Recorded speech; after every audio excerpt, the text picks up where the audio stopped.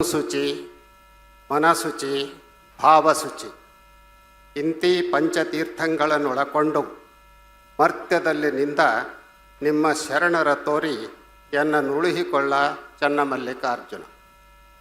ಭಾರತ ಹಲವು ಜಾತಿ, ಭಾಷೆ, ವೇಷ, ಭೂಷಣ, ಧರ್ಮಗಳಿರುವ ವೈವಿಧ್ಯಮಯ ದೇಶ. ವೈವಿಧ್ಯತೆಯಲ್ಲೇ ಏಕತೆ ಸಾಧಿಸಿ ಮಾನವೀಯ ನೆಲೆಗಟ್ಟಿನಲ್ಲಿ ಸರ್ವರೂ ಒಂದರಾಗಿ ಸಾಮರಸ್ಯ ಕಾಯ್ದುಕೊಳ್ಳುವುದು, ಎಲ್ಲ ಧರ್ಮಗಳನ್ನು ಗೌರವಿಸುವುದು ಸರ್ವಧರ್ಮ ಸಮನ್ವಯಕ್ಕೆ ಸೋಪಾನ. ಸರ್ವಧರ್ಮ ಸಮನ್ವಯ ಎಂದರೆ ವೈವಿಧ್ಯತೆಯನ್ನು ಗೌರವಿಸುತ್ತಾ ವಿಶ್ವ ಪ್ರೇಮ ಭಾವನೆಯನ್ನು ಗಟ್ಟಿಗೊಳಿಸಿಕೊಳ್ಳುವುದು. ಭಾರತ ವಿಶ್ವಕ್ಕೆ ನೀಡಿದ ಬಹುದೊಡ್ಡ ಸಂದೇಶ ಎಂದರೆ ಸಹಿಷ್ಣುತೆ.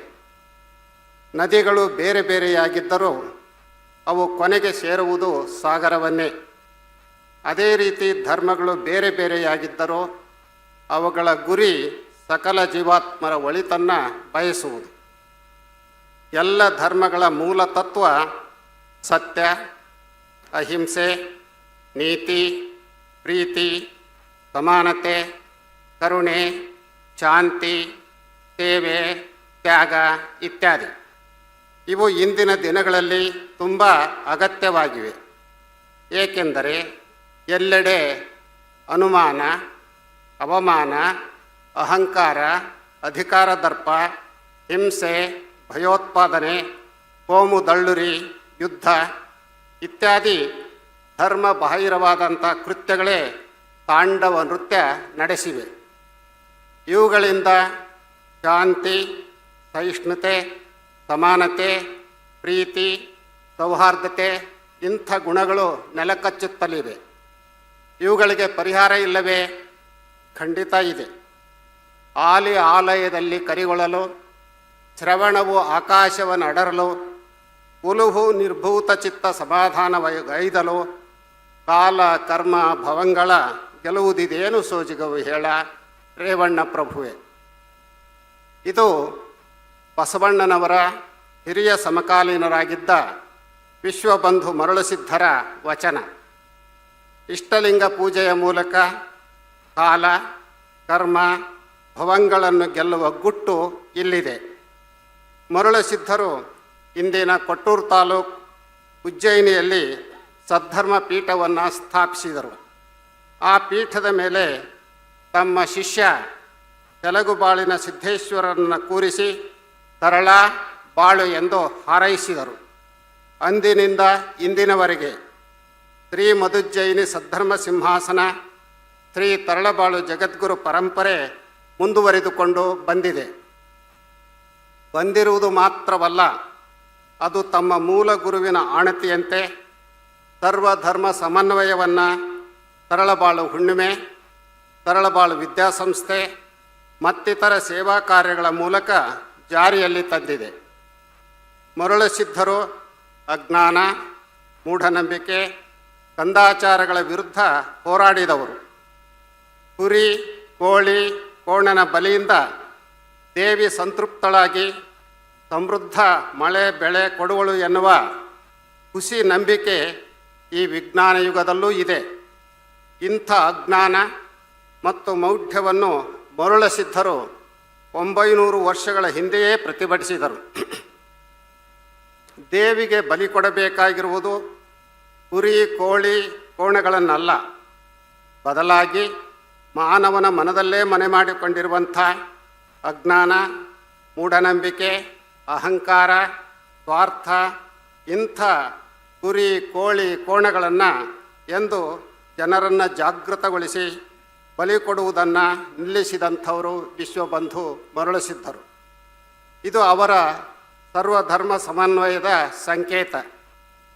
20ನೆಯ ತರಳಬಾಳು ಜಗದ್ಗುರು ಶ್ರೀ ಶಿವಕುಮಾರ ಶಿವಾಚಾರ್ಯ ಮಹಾಸ್ವಾಮಿಗಳವರು ಸರ್ವಶರಣ ಸಮ್ಮೇಳನ, ಅಕ್ಕನ ಬಳಗ, ಅಣ್ಣನ ಬಳಗ, ತರಳಬಾಳು ಕಲಾಸಂಘ, ತರಳಬಾಳು ಪ್ರಕಾಶನ,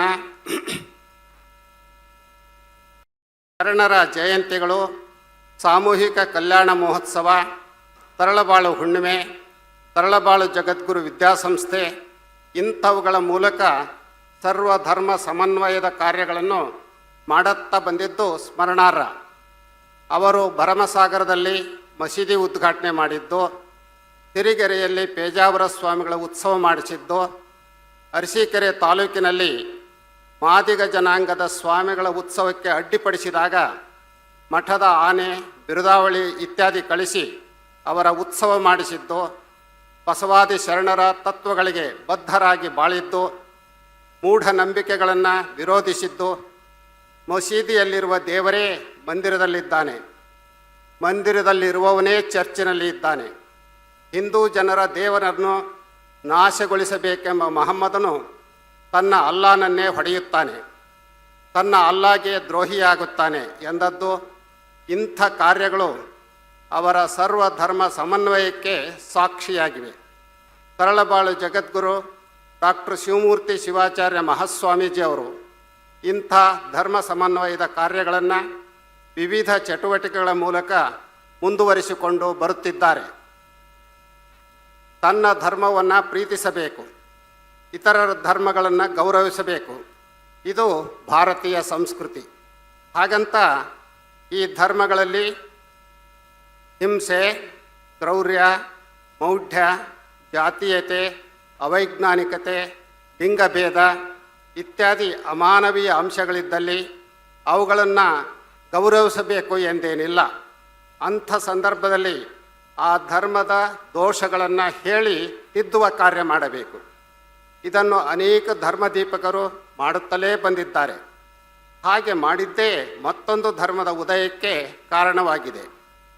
ಬಸವಣ್ಣನವರು ತಮ್ಮ ಪೂರ್ವದಲ್ಲಿದ್ದ ಧರ್ಮಗಳಲ್ಲಿನ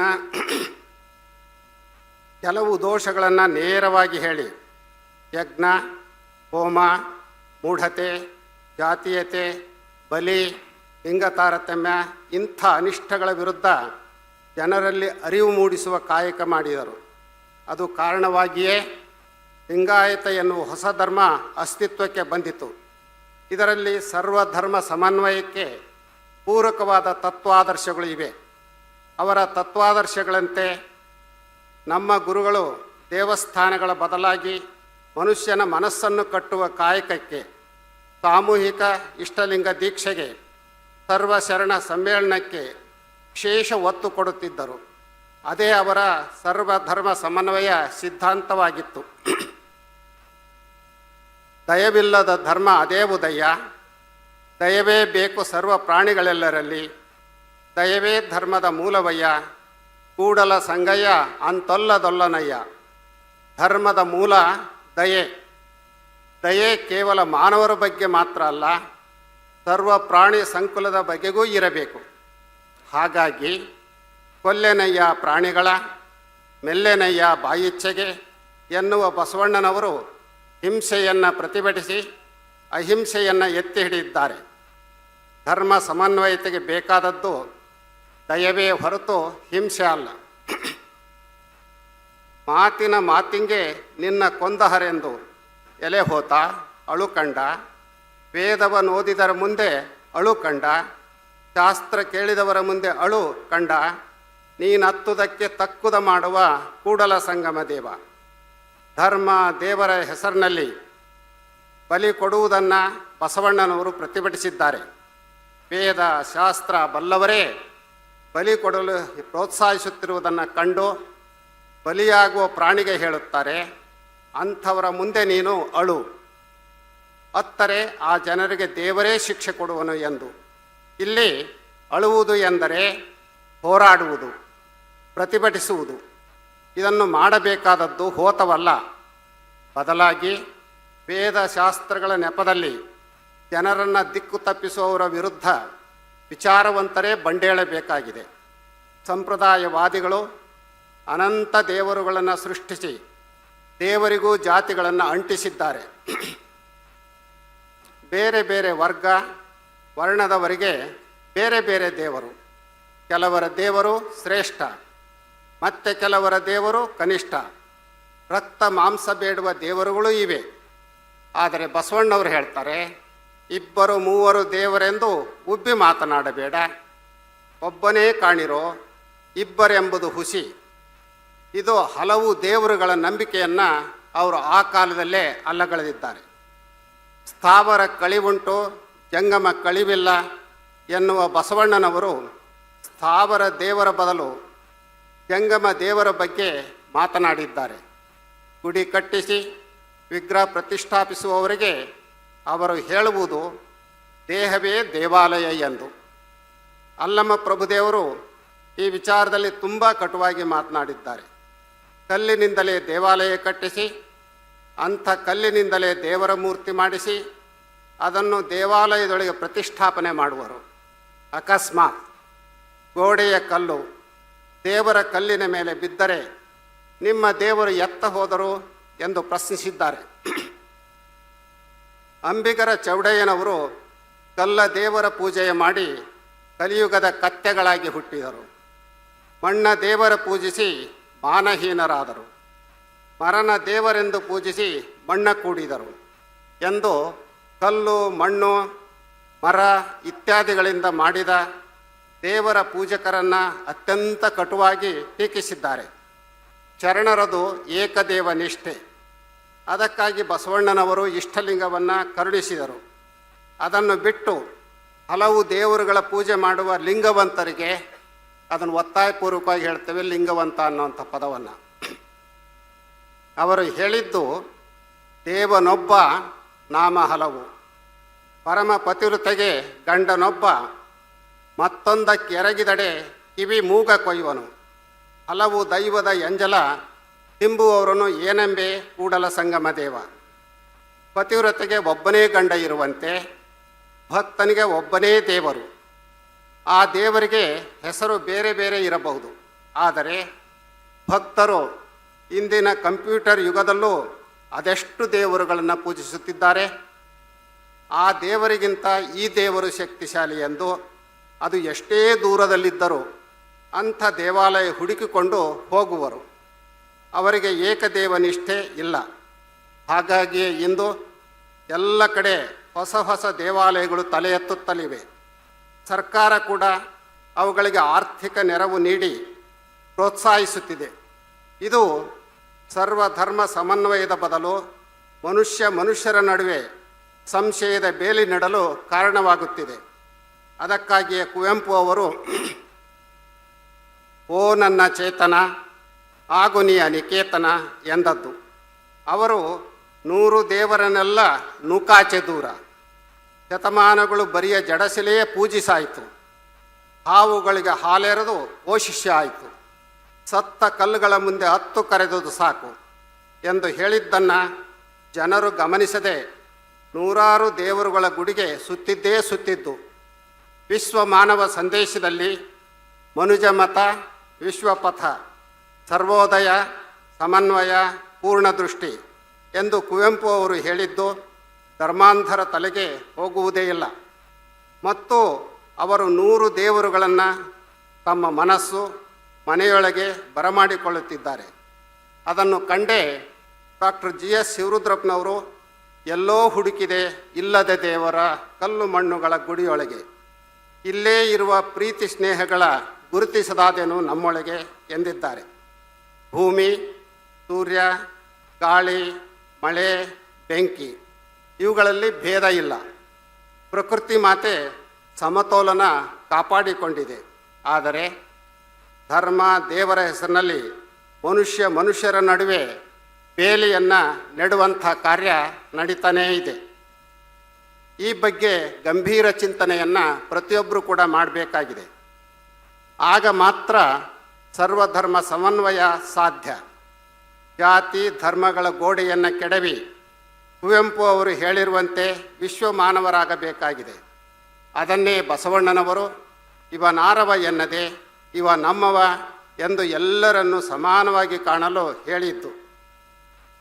ಧರ್ಮ ವಿಭಜಿಸುವುದಲ್ಲ, ಅದರ ಉದ್ದೇಶ ಒಟ್ಟುಗೂಡಿಸುವುದು. ಅದನ್ನೇ ಡಾಕ್ಟರ್ ಮಹಾದೇವ್ ಬಣಕಾರರು ಧರ್ಮ ಸೂಜಿ ಇದ್ದಂತೆ, ಜಾತಿ ಕತ್ತರಿ ಇದ್ದಂತೆ. ಸೂಜಿಯ ಕೆಲಸ ತುಂಡಾಗಿದ್ದ ಬಟ್ಟೆಗಳನ್ನು ಸೇರಿಸಿ ಒಂದಾಗಿಸುವುದು, ಕತ್ತರಿಯ ಕೆಲಸ ಒಂದಾಗಿದ್ದ ಬಟ್ಟೆಯನ್ನು ಕತ್ತರಿಸಿ ತುಂಡು ತುಂಡು ಮಾಡುವುದು ಎನ್ನುತ್ತಿದ್ದರು. ಧರ್ಮ ಯಾವುದೇ ಇದ್ದರೂ ಅದು ಸೂಜಿಯ ಕೆಲಸ ಮಾಡಿದಾಗ ಮಾತ್ರ ಸರ್ವಧರ್ಮ ಸಮನ್ವಯ ಸಾಧ್ಯ. ಧರ್ಮ ಸಾರ್ವಜನಿಕರಲ್ಲಿ ಪರಸ್ಪರ ಪ್ರೀತಿ, ಸಹಿಷ್ಣುತೆ, ಸತ್ಯ, ನೀತಿ, ಪ್ರಾಮಾಣಿಕತೆ ಇಂಥ ಮೌಲ್ಯಗಳನ್ನು ಬಿತ್ತಬೇಕು. ಪ್ರತಿಯೊಬ್ಬರೂ ಮೊದಲು ಭಾರತೀಯರು ಎನ್ನುವ ದೇಶಪ್ರೇಮವಿರಬೇಕು. ಅನಂತರ ಅವರವರ ಧರ್ಮದ ಪ್ರೇಮವಿದ್ದರೆ ತಪ್ಪೇನಲ್ಲ. ಆಯಾ ಧರ್ಮದ ಅನುಯಾಯಿಗಳು ಮತಾಂಧರಾಗದೆ ಮಾನವರ ನಡುವೆ ಬಾಂಧವ್ಯದ ಸೇತುವೆ ಕಟ್ಟುವ ಕಾರ್ಯ ಮಾಡಿದಾಗ ಮಾತ್ರ ಸಮನ್ವಯ ಸಾಧ್ಯ. ಭಾರತ ಸರ್ವಜನಾಂಗದ ಶಾಂತಿಯ ತೋಟ. ಆ ತೋಟದಲ್ಲಿ ವಿವಿಧ ವರ್ಣದ ಹೂಗಳಿರುವ ಹಾಗೆ ಭಾರತದಲ್ಲಿ ಹಲವು ಧರ್ಮಗಳಿದ್ದರೂ ಅವುಗಳ ನಡುವೆ ಮಧುರ ಬಾಂಧವ್ಯದ ಮೂಲಕ ಸಮನ್ವಯ ಸಾಧಿಸಬೇಕಾಗಿದೆ. ಧರ್ಮ ಮಾನವರನ್ನು ದೇವರನ್ನಾಗಿ ಮಾಡಬೇಕೇ ಹೊರತು ದಾನವರನ್ನಲ್ಲ. ಆದರೆ ತಮ್ಮ ಧರ್ಮವನ್ನು ಸರಿಯಾಗಿ ಅರ್ಥ ಮಾಡಿಕೊಳ್ಳದ ಧರ್ಮಾಂಧರಿಂದಾಗಿ ಏನೆಲ್ಲ ಅನಾಹುತಗಳು ಇವತ್ತು ಘಟಿಸ್ತಾನೇ ಇವೆ. ಇಂಥವರನ್ನು ಕಂಡೇ ರಾಷ್ಟ್ರಕವಿ ಕುವೆಂಪು ಅವರು ಹೇಳಿದ್ದು, ಗುಡಿ, ಚರ್ಚ್, ಮಸೀದಿಗಳ ಬಿಟ್ಟು ಹೊರಬನ್ನಿ, ಬಡತನವ ಬುಡಮುಟ್ಟ ಕೀಳ ಬನ್ನಿ, ಮೌಢ್ಯತೆಯ ಮಾರಿಯನ್ನು ಹೊರದೂಡಲೈತನ್ನಿ, ವಿಜ್ಞಾನ ದೀವಿಗೆ ಹಿಡಿಯ ಬನ್ನಿ, ಓ ಬನ್ನಿ ಸೋದರರೇ ಬೇಗ ಬನ್ನಿ, ಕಿಲುಕದಿರಿ ಮತವೆಂಬ ಮೋಹದ ಅಜ್ಞಾನಕ್ಕೆ, ಮತಿಯಿಂದ ದುಡೀರೈ ಲೋಕಹಿತಕ್ಕೆ, ಆ ಮತದ ಈ ಮತದ ಹಳೆ ಮತದ ಸಹವಾಸ ಸಾಕಿನ್ನು, ಸೇರಿರೈ ಮನುಜ ಮತಕ್ಕೆ, ಓ ಬನ್ನಿ ಸಹೋದರರೇ ವಿಶ್ವಪಥಕ್ಕೆ ಎಂದು ಕರೆ ಕೊಟ್ಟಿದ್ದಾರೆ. ಲಿಂಗಾಯತ ಧರ್ಮದಲ್ಲಿ ಏಕದೇವ ನಿಷ್ಠೆ, ಕಾಯಕ ಮತ್ತು ದಾಸೋಹ ತತ್ವಗಳಿಗೆ ಒತ್ತು ಕೊಡಲಾಗಿದೆ. ಬಸವಣ್ಣನವರು ಕಾಯ ಮತ್ತು ಕಾಯಕ ಇವುಗಳ ಶುದ್ಧಿಗೆ ವಿಶೇಷ ಮಹತ್ವವನ್ನು ನೀಡಿದ್ದಾರೆ. ಕಾಯ ಎಂದರೆ ಈ ದೇಹ. ಮನುಷ್ಯ ತನ್ನ ದೇಹದ ಪಾವಿತ್ರ್ಯತೆ ಕಾಪಾಡಿಕೊಳ್ಳುವುದು ಬಹುಮುಖ್ಯ. ಅದು ತಿಪ್ಪೆಗುಂಡಿ ಅಥವಾ ಚರಂಡಿ ಆಗಬಾರದು. ಹಾಗಾಗಬಾರ್ದು ಅಂದರೆ ಮನುಷ್ಯ ದುಶ್ಚಟಗಳಿಂದ ಮುಕ್ತನಾಗಬೇಕು.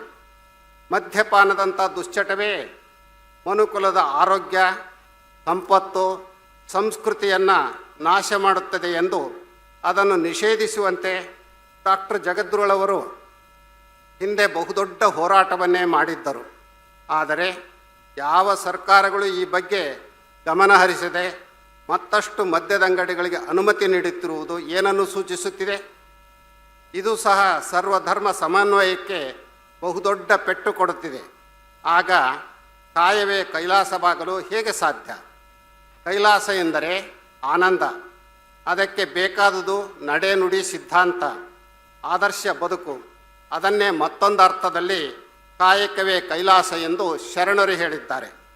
ಹೀಗೆ ಮನುಷ್ಯ ಕಾಯ ಮತ್ತು ಕಾಯಕ ಶುದ್ಧಿಗೆ ಒತ್ತು ಕೊಟ್ಟರೆ ಸರ್ವಧರ್ಮ ಸಮನ್ವಯ ತನ್ನಿಂದ ತಾನೇ ಸಾಧಿತವಾಗುತ್ತೆ. ಇವತ್ತು ವೈಜ್ಞಾನಿಕವಾಗಿ ಅದ್ಭುತ ಪ್ರಗತಿಯಾಗಿದೆ. ವಿಜ್ಞಾನಕ್ಕೆ ತಳಹದಿಯಾಗಿರಬೇಕಾದದ್ದು ಮಾನವೀಯ ಧರ್ಮ. ಮಾನವೀಯತೆ ಇಲ್ಲದ ವಿಜ್ಞಾನ ಕುರುಡನಂತಾಗಿ ವಿನಾಶಕ್ಕೆ ಪ್ರೇರಕವಾಗುವುದು. ಅಂತೆಯೇ ವೈಜ್ಞಾನಿಕ ತಳಹದಿ ಇಲ್ಲದ ಧರ್ಮ ಕುಂಟನಂತಾಗಿ ಮೌಢ್ಯಗಳಿಗೆ ಹೆದ್ದಾರಿಯಾಗುವುದು. ತನ್ನ ಧರ್ಮವೇ ಶ್ರೇಷ್ಠ ಎನ್ನುವುದಕ್ಕಿಂತ ತಾನು ಶ್ರೇಷ್ಠ ಗುಣಗಳ ಮನುಷ್ಯನಾಗುವುದು ಬಹಳ ಮುಖ್ಯ. ಧರ್ಮ ಎಂದರೆ ಗುಡಿ, ಚರ್ಚು, ಮಸೀದಿ, ಪೂಜೆ, ಅಡ್ಡ ಉದ್ದ ನಾಮ ಇತ್ಯಾದಿಗಳಲ್ಲ. ಬದಲಾಗಿ ಆದರ್ಶ ಬದುಕನ್ನು ನಡೆಸುವುದು ಮತ್ತು ಇತರರಿಗೆ ಅದೇ ಅವಕಾಶವನ್ನು ಕಲ್ಪಿಸುವುದು. ಕಾಯಕವೇ ಕೈಲಾಸ ಎನ್ನುವ ತತ್ವ ಅನುಭವ ಮಂಟಪದ ಧ್ಯೇಯವಾಕ್ಯವಾಗಿತ್ತು. ಕಾಯಕ ಮಾಡಲು ಆರೋಗ್ಯ ಚೆನ್ನಾಗಿರಬೇಕು.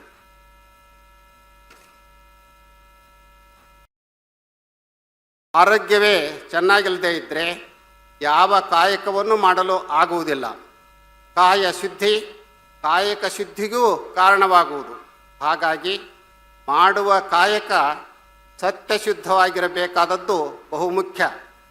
ಕಾಯಕಗಳಲ್ಲಿ ಮೇಲು ಕೀಳು ಇಲ್ಲ. ಚಪ್ಪಲಿ ಹೊರೆಯುವ ಕಾಯಕ ಕೀಳೆಂದಾಗಲಿ, ಕುರ್ಚಿಯ ಮೇಲೆ ಕುಳಿತು ಮಾಡುವ ಕಾಯಕ ಮೇಲೆಂದಾಗಲಿ ಅಲ್ಲ. ಈ ಭೂಮಿಗೆ ಬಂದ ಪ್ರತಿಯೊಬ್ಬರೂ ಒಂದಿಲ್ಲೊಂದು ಕಾಯಕ ಮಾಡಲೇಬೇಕು.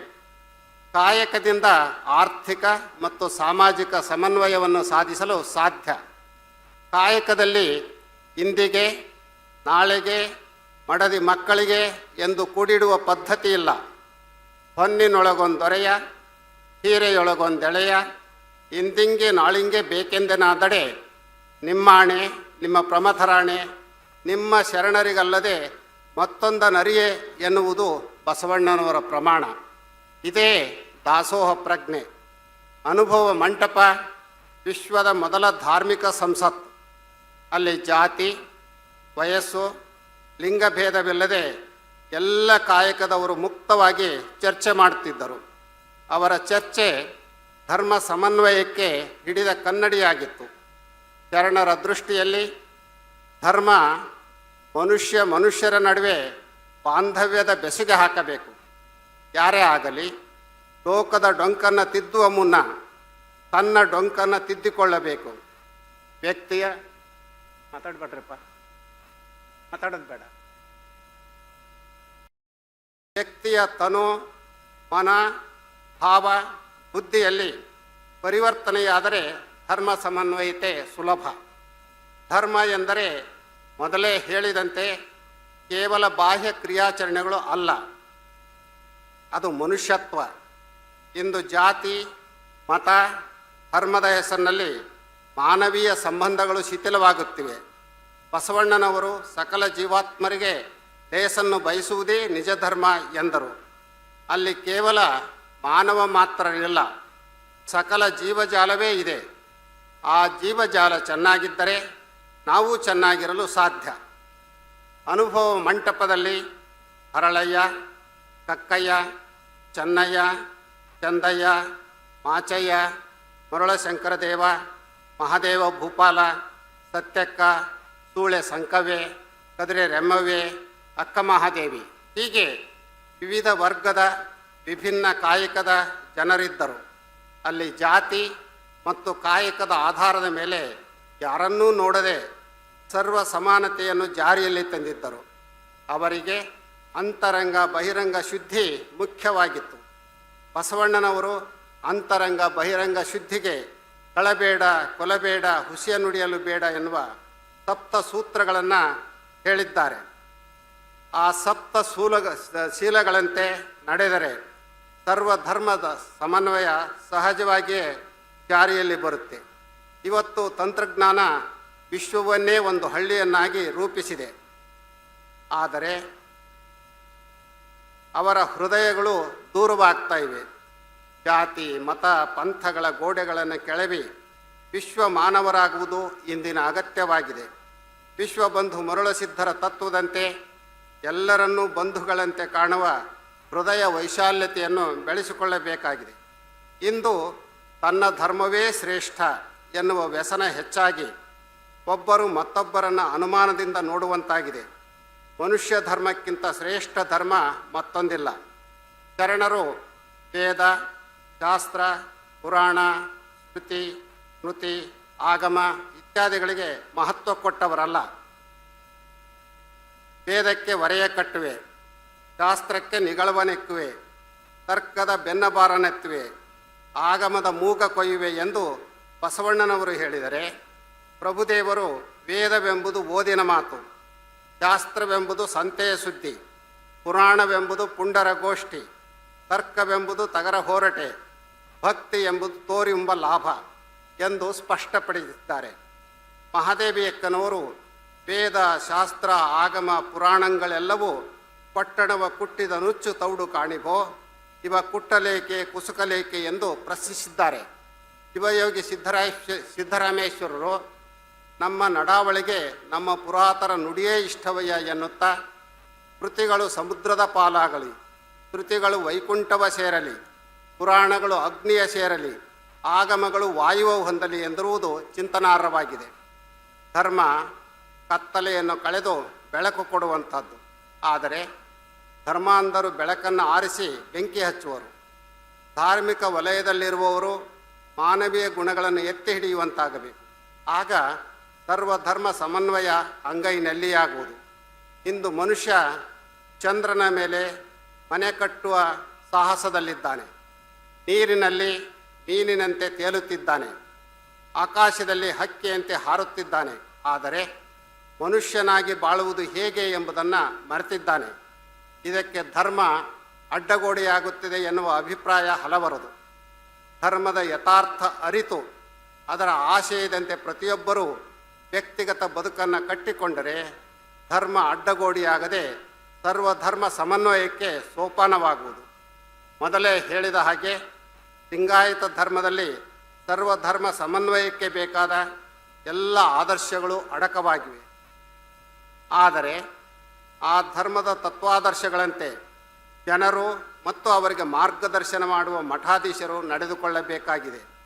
ಬೆಲ್ಲವ ತಿಂದ ಕೋಡಗನಂತೆ, ಕಬ್ಬ ತಿಂದ ನರಿಯಂತೆ, ಗಗನವರ್ಣರಿಗೆ ಕಾಗೆಯಂತೆ ಚಂಚಲ ಮನದವರಾಗದೆ ಕೂಡಲ ಸಂಗನ ಶರಣರ ಕಂಡು ಲಿಂಗವೆಂದೇ ನಂಬು ಮನವೇ ಎಂದಿರುವ ಬಸವಣ್ಣನವರ ಸಂದೇಶವನ್ನು ಬದುಕಿನಲ್ಲಿ ಸಾಕಾರಗೊಳಿಸಬೇಕಾಗಿದೆ. ಆಗ ಸರ್ವಧರ್ಮ ಸಮನ್ವಯ ಸಾಧ್ಯ.